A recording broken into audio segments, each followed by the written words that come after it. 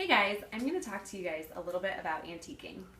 A lot of people when they hear antiquing, they think redoing furniture, fixing up old furniture.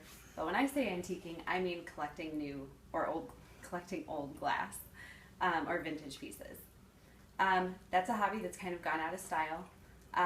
According to Harvey, 19 out of 25,000 people will collect antiques, and that number is slowly decreasing. So it's becoming more and more rare. It's a pretty broad term. When you say antique, you could be talking about books or toys or furniture or anything. But I'm going to talk to you a little bit about glass. I grew up with a lot of history, and my dad was really interested in the Civil War, so we went to battlefields. My mom's been collecting glass and dragging me around to garage sales since I was little.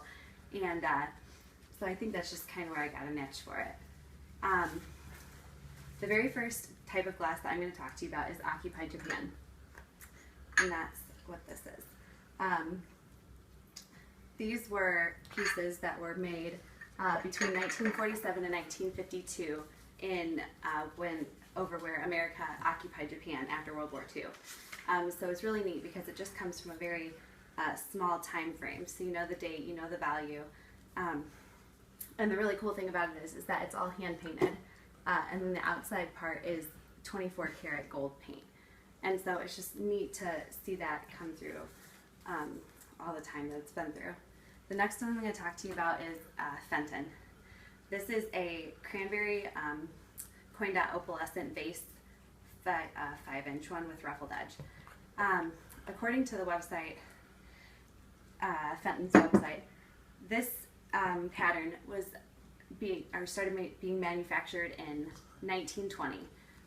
This specific piece was probably made around the 1940s. When you're looking at Fenton, there's not really any markings on it.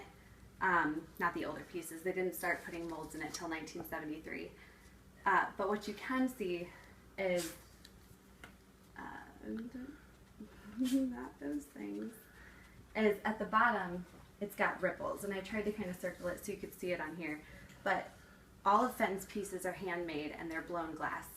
So the ripples show where the piece was being finished at the bottom, and that's how you know that it's more of a original piece. The last one I'm going to talk to you guys about is my absolute favorite one to collect, and that's Goofus glass. A lot of people don't like it. They think it's ugly. I think it's absolutely gorgeous. But this was made between 1900 and 1920. So it was only made for a 20-year time span. This would have been known as the first carnival glass.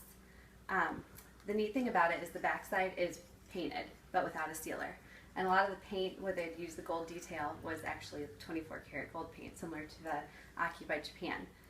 What happens with this piece, though, is that over time it will chip and start to crack, and then what people do when they get it is they'll try and repaint it.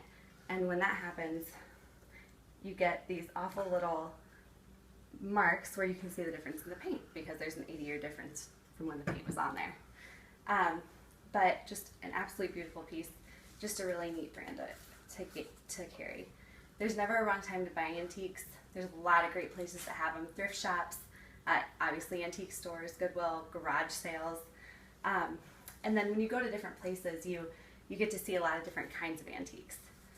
I think the coolest part about antiques for me is it's not just the value of the book. It's the value in the fact that each piece has its own story. And so, thank you guys for listening. I hope you enjoyed a little bit about antiques. Boom, 15 seconds to spare. You think it's good enough?